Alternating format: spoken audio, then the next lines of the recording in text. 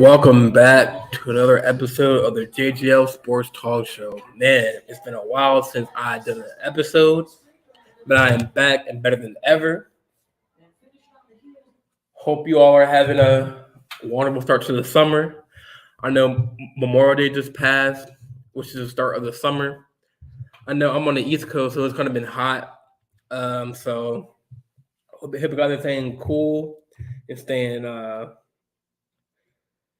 dry. So I'm gonna keep this episode a little short. I want to mainly focus on.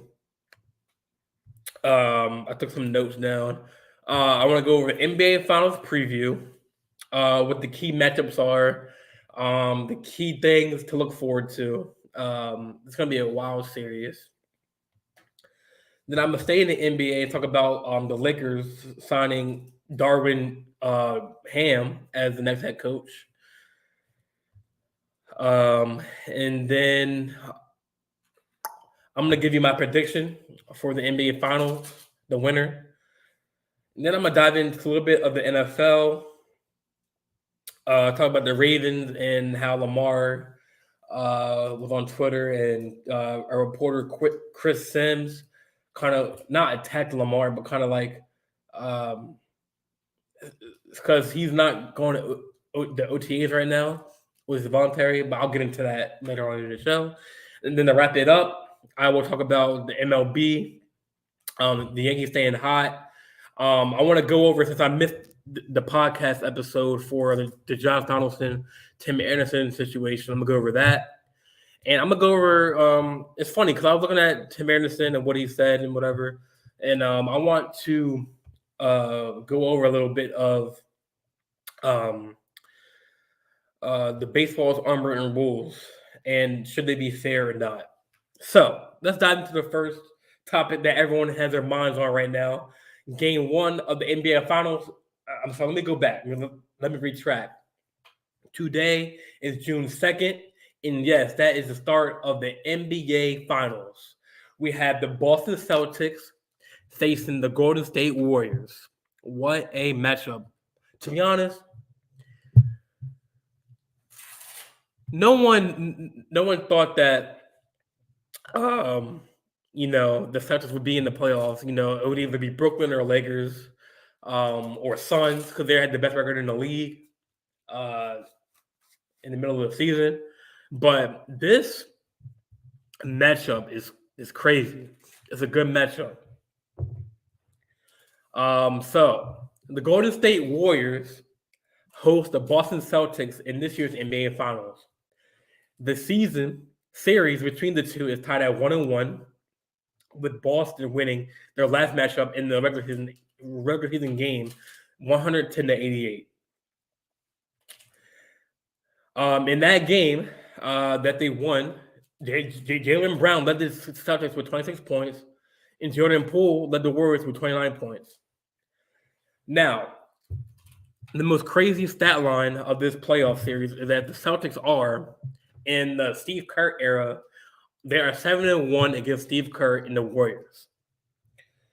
I'm not sure if that's playoffs or regular season wins, but that's still kind of, a big factor in the game. The Warriors are 31-10 while playing at home, while going 6-5 in games decided by 4 points. So they're not really giving up much points, because we all know that the Golden State Warriors are a third-quarter team. So when a team is up by like 35, 25, or 40, even 50 points, that don't matter to them because they got Curry and Clay, which I didn't add to my podcast topics, but let me talk about Clay after this. That's the storyline too, but yeah, that means that it don't matter if you're down or if you're up 50 points. But once that second half gets started, they come back. So now looking at the other side, Celtics are 23-18 away from home, and they are second in the Eastern Conference with 46.1 rebounds per game, led by center Robert Williams III. Now, don't get me wrong. Like this series is going to be good. The first game, tip offs at 9 o'clock tonight. They're in at the Chase Center tonight. I'm pretty sure that arena's going to be rocking. Real serious playoff atmosphere. So let's break it down. So we have Jason Tatum, who I want to give my congratulations to, former Duke Blue Devil. He just won his first, I believe it was the Magic Johnson Eastern Conference Award, Eastern Conference Award, Eastern Conference Finals Award. He deserved it. Right now, he's averaging 26.9 points per game, 45.3 from the field goal, and 85.3 from the free throw line. I mean, he's doing it all, man. And just to think that, this matchup, hey, this is like a David and Goliath matchup. You got Jason Tatum, you got Jalen Brown, you have Marcus Smart, which actually was the defensive player of the year this year. So you got two kind of perimeter defenders, Marcus Smart and Draymond Green. But in my opinion, I think Draymond Green is, I would say, the better defender because he can guard all 5 positions on the court. Marcus, the thing I'm going to be interested about, because I put this on my notes, so Marcus Smart versus Steph Curry. I want to see, I don't know if it's going to happen, but I want to see throughout this series if Marcus Smart can hold Curry. I'm not sure if he can because Curry, the way he moves, he's agile. He's more off ball. I mean, don't get me wrong, he can create his own shot when he has a ball in his hands, but he's more versatile when he is moving. Man, if you've ever seen this man move, Curry, he's so quick. He can go from baseline to baseline in a matter of like 10 seconds. So, I mean, Marcus Smart, he has a mission to do, like not just one game, this whole series. And I know the last game they had, Marcus Smart, I don't think he intentionally meant to hurt Curry, but he was guarding Curry and he fell on his ankle, and that made Curry miss the last couple games of the season. And Curry had a little beef with him, Marcus Smart, but I don't think he meant to hurt him. He was just going for the ball and he fell on his ankle and it rolled. I mean, and we all know Curry, his ankles are kind of like not fragile, but he had a couple ankle injuries back in the other playoff and throughout the season. So another matchup I want to see is Jason Tatum versus Klay Thompson. Because I mean, obviously, Klay Thompson is one of the best shooters with Curry, alongside Curry. He has came back from two devastating injuries with the ACL and the Achilles. And if you're an athlete that is listening and tuning in, tearing your ACL, I mean, thank God I've never twisted my ACL before. But those injuries are not injuries you can come back from. But if you remember in 2019, when the Warriors were facing the Toronto Raptors, Klay Thompson twisted his knee, and that's how he hurt his ACL. Then I believe the season after, I don't think the season even started yet. He I guess was working out, was playing pickup, and he hurt his Achilles. But it is amazing to see him back on the court. So people forget that that's another that's the Splash Brothers. So I'm interested to see what these matchups bring. And then we got Jalen Brown versus Andrew Wiggums, or Andrew Wiggins. I'm sorry. Um, so this matchup is pretty good because Jason Tatum or Jalen Brown can obviously get his shot up. He can shoot the three.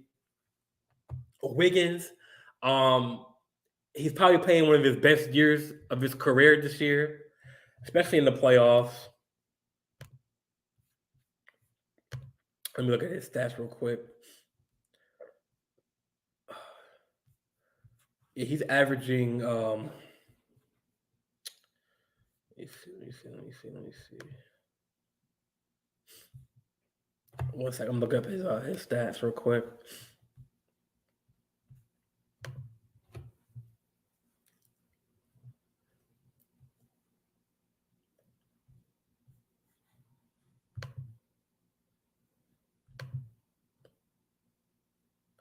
Yeah, so Brown is averaging 22.9 points per game. He's averaging 6.8 rebounds, 3.5 assists, a half, 1.2 steal. So I mean, down the line, I mean, you got Marcus Smart averaging 15.5 points per game. He's averaging 4.5 rebounds, 6.2 steals. So I mean, not only can Marcus Smart, uh, be a ball hawk on defense, he can score the ball and assist to his teammates when he's needed. Uh, Down the line, Al Horford, don't forget him, 11.9 points per game, a little over 10 points, 1.5 offensive rebounds, 8.1 defensive rebounds, 9.6 overall rebounds. So I mean, this is going to be an awesome series. We look at it now. We've all talked about how the Warriors can pop off at any minute. They can shoot the three, the deep ball with Curry, Clay, Draymond on the defensive side. But when it comes down to the defense, the Celtics are the team that I've seen that had done the most switching. So what I mean switching, for people who don't know the rules of basketball, is when switching is like when a point guard comes up, like Curry comes up with the ball, and Mooney, the center, screens. That other guy has to switch off his man and switch onto his man. And the Celtics do a good job with that in the 3-2-2-3 defense. You don't see them play a lot of man. You see Marcus Smart at the top. You see Jason Tatum at the wing and Brown at the other wing. Yeah, the two bigs, Al Horford and Robert Williams on the other block, and they switch. So that's another thing I want to look out for is how the Celtics switching will help that out. I mean, obviously, former coach Brad Stevens is not the coach anymore. He's in the front office, and he's done an awesome job with centering pieces around that squad. So there's so many different storylines here. Clay Thompson's return to the finals, the different matchups, Marcus Smart versus Curry, Tatum versus Clay, Brown versus Wiggins, even the big men. It's like King Kong and Godzilla. Two big men, two powerful forces on the rebounds, can put up points. Let me see. Robert Williams is averaging, 8 points per game. He's averaging 5.5 rebounds and 1.9 blocks. So this is the tail of the tape. So now let me go to the Warriors side. Let me look at their stats real quick.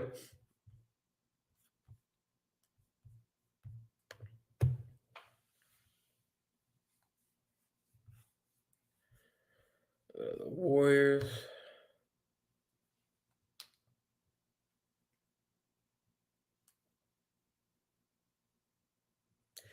Yeah, Robert Williams is averaging 9.6 rebounds per game, 5.7 defensive rebounds per game. Sorry about that. It's the advertisement. Yeah, so and then Looney's averaging 7.3 rebounds per game, 4.7 defensive rebounds per game, and 2.5. So I mean, like this is gonna be a good matchup. Like the Boston Celtics were 51-31, 23-18 away, and Golden State was 53-29, 31-10 from home. So I mean, it's clear that Golden State is loves to win at home. It is better at their home. But it's clear that Boston is good away too. So I mean, it's going to be a good matchup. I mean, I think Boston. I'm gonna get into my prediction later on in the segment, but I feel like in order for I'm not gonna like give away my prediction right now, but I'll give you a little hint. Like if Boston can hold their top players, which is Curry, Clay, Wiggins, even Jordan Poole is going off too. That's another X factor. If they can somehow hold those players to a certain amount of points and limit their turnovers, the Celtics have a pretty good chance of winning this thing. But it's gonna be hard because Curry, he's gonna do Curry things. Clay's gonna do his thing, and it's gonna be exciting. So, my prediction, I think it's gonna be. This is just bearing if the Celtics can hold the Warriors now. I think the Celtics winning it's probably gonna go to a game 7. That's if I'm gonna put an asterisk. That's if they can Marcus Smart, Tatum, if they can hold those key players on the Warriors side to a certain amount of points, like because we know Golden State turns the ball over. I feel like in all of these games coming forward, Boston has to get to a hot start. Like I said earlier, the crowd's going to be crazy. Playoff atmosphere, finals atmosphere. It's going to be hard to hear your players communicating. But, this is what these players dream of, going to the finals. And I feel like, but my gut is going the Warriors because of Curry and Clay and Wiggins. And I heard that Gary Payton, the second, might be coming back. He was hurt. He's listed as day to day, probable for tonight, and that's another big factor because he's another hard nosed defender who can guard on the top two positions like shooting guard and guard, or guard and shooting guard. So there's a lot of storylines in this finals preview. I know Curry is looking for his first NBA Finals MVP award. I know the year that Kevin Durant was on that team, he kind of stole the award from Curry. But that's a whole other debate for another day. But I could have sworn he got a Finals MVP, but I know one year Andre Iguodala got one, Kevin Durant got one. So that's what I know of. And yeah, I mean this is gonna be a crazy series. So I mean, on to the next topic. As y'all know, I'm a big Lakers fan, and they released Frank Vogel of coaching duties. And a few days ago, it was breaking news that the Lakers have signed Darwin Ham. So Lakers signed Darwin Ham, the former assistant coach for the Milwaukee Bucks. Ham came with the current coach Mike Budenholzer to the Milwaukee from Atlanta Hawks, and was part of the development of contenders, and was part of the championship run in 2021. Ham's first the most important mission out of all of his coaching duties is to figure out how he can maximize Russell Westbrook's potential during his final year of his contract. Now I don't know if there's rumors or if there are actual reports, but I've been hearing and reading that the Lakers do not plan on shipping away Russell Westbrook because they don't want to lose key assets for the future. It is hard right now to add shooters because of the roster and how it's constructed. They still have LeBron James, AD, Carmelo. I know they signed Kendrick Nunn, but he didn't play all season. So it's hard right now to add shooters to the roster to help Russell out. But Ham also needs to sit down with Russ one-on-one and tell him, hey, look, man to man, look, in order for this to work, Russell, you need to adjust the way he plays. You know, it's a new coach, new system. In order for Russell Westbrook to be successful, he has to be off-ball type of player. And it's key for Ham to sit down with him and go over, hey, look, listen, I need you to play this way instead of that way. Because don't get me wrong, Russell Westbrook, yeah, he's getting old. I don't think he is that triple-double machine he was at OKC. And at the time, he was in his late 20s, early 30s. Listen, he's still like energetic player. But you're not going to see 30, 15, and 10 from him anymore, you know? Let me look at his season stats real quick.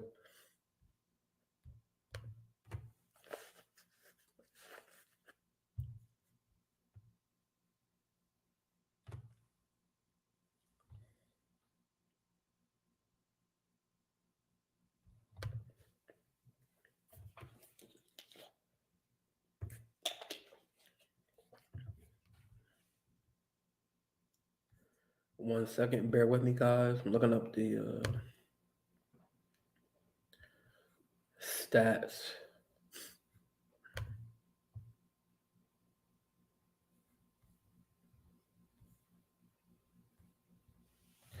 So, I mean, LeBron, he was averaging 30.3 assists.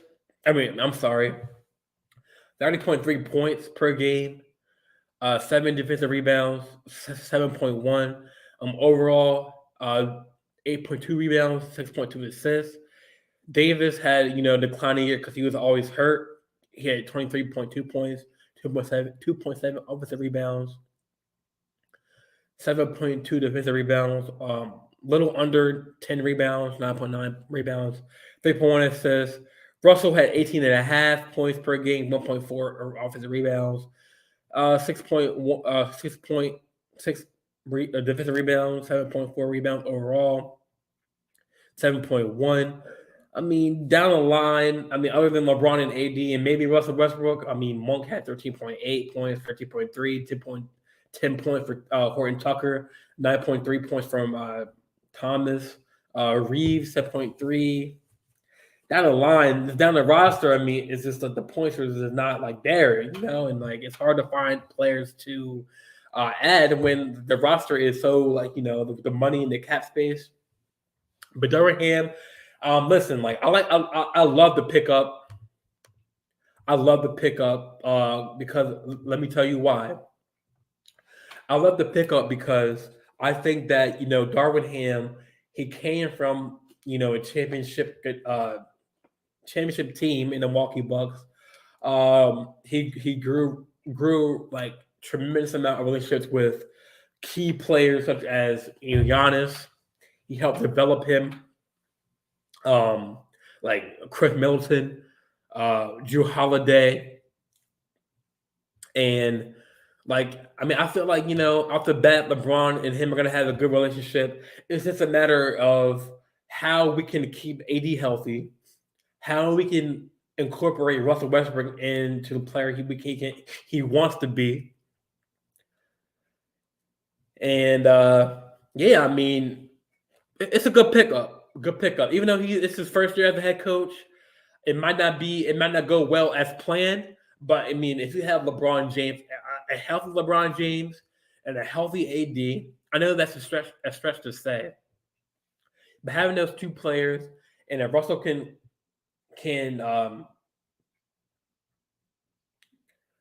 learn how to maximize his talent rather than always scoring and getting rebounds and doing everything, is to play his role. Then that should be fine. Maybe adding maybe like one more shooter if they can, because I mean they don't have enough wiggle room with all the salaries.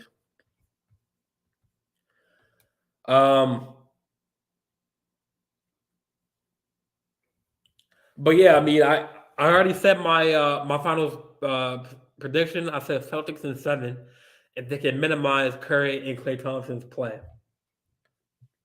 So yeah, I mean, so that wraps up the NBA segment. Now let's go to the NFL. I don't know if I can share my screen, but I'm gonna play the audio. So last week, Chris Sims was on Twitter, and he called out Lamar Jackson for not going to OTAs, right?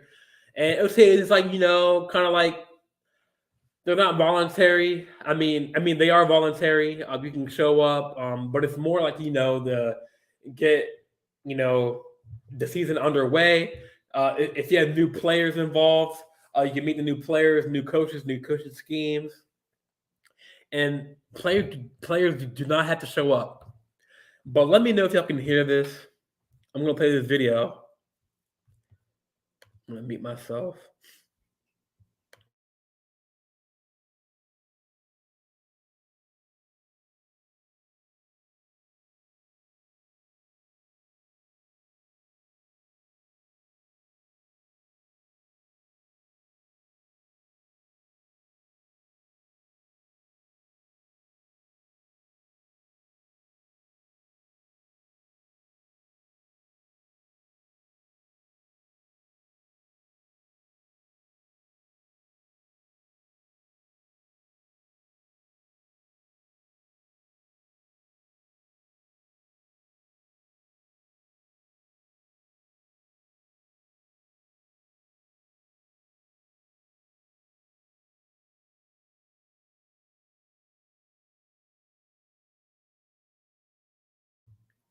So I don't know if y'all heard that, but Chris Sims was saying how like he quoted Lamar saying that he wants to be the next Tom Brady, and he's not showing up to OTAs. And Lamar kind of like clapped back at him. He was like, and I quote, "Lamar wants to be Lamar, Chris." He's talking in the third person right here. "This part of OTAs is voluntary, my guy. I'll be there. It's not on your watch. It's probably other QBs not attending voluntary OTAs either. But since Lamar is, it's a huge deal. Find something else to talk about." I mean, Lamar's right. Lamar's right. Just because Lamar's a big player, he's in the news a lot. He's in the contract talk still, like the big player. He's not missing OTAs. It's a big deal. It's not a big deal. I mean, yeah, he want to meet the new rookies, the new players. Dobbins coming back, want to get that chemistry going. Bateman, but listen. He's been working out in Florida. Was a football coach in Florida. He worked out with Bateman. Yes, it's kind of. I mean, I would love to see him there at OTAs, but he even said he's gonna be there. The players like Marlon Humphrey said he's gonna be there. He's gonna show up. It's not voluntary. I think it's mandatory in a couple of weeks when the training camp starts. But Lamar said he's gonna show up. I believe Chris Sims replied to him.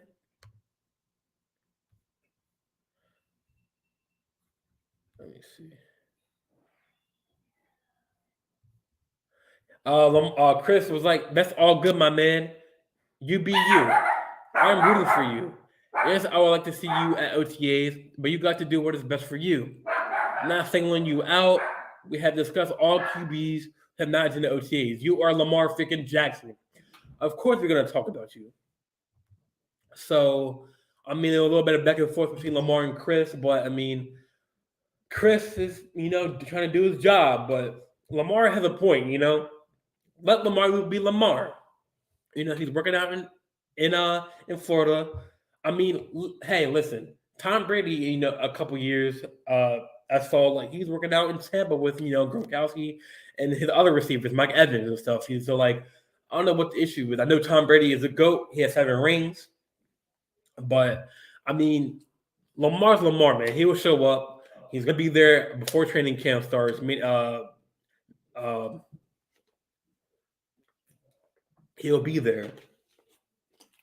Obviously Lamar is still, in the contract talks, but I mean, we'll see what happens, man. I mean, other players have said he's going to show up. I mean, obviously another key factor is, obviously we're kind of like we're not out of the pandemic yet.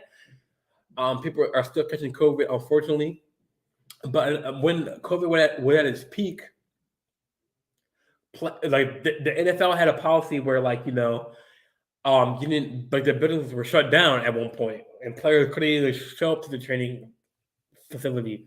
So the key factor is maybe Lamar doesn't feel comfortable with being in that facility.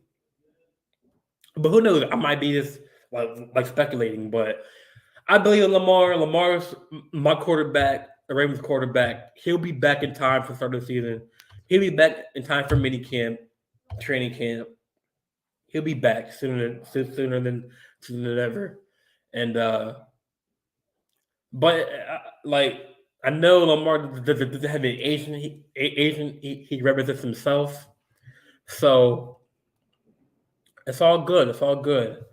But I think that'll wrap up today's episode. I wanted to get into MLB, but I don't think I have time. But once again, I'm Jordan on the Wii. You can catch this episode on YouTube, Apple Music or Apple Podcasts. I'm now on iHeartRadio, Amazon Music, Spotify, anywhere you listen to music or your podcast app. I'm going to put my Instagram up real quick. Hold on.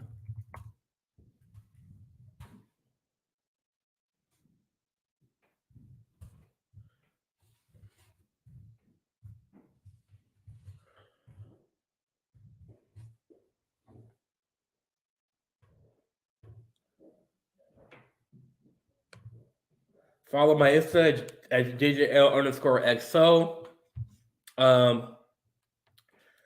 That's a simple name. Yeah, but anywhere you have podcasts, it's available. So thanks for tuning in. And obviously we will dive into the first game of the playoffs after today's game. And we'll see if the Celtics can steal a game. So I'm Jordan on the Wii. Thanks for tuning in. And y'all have a wonderful day and a good summer.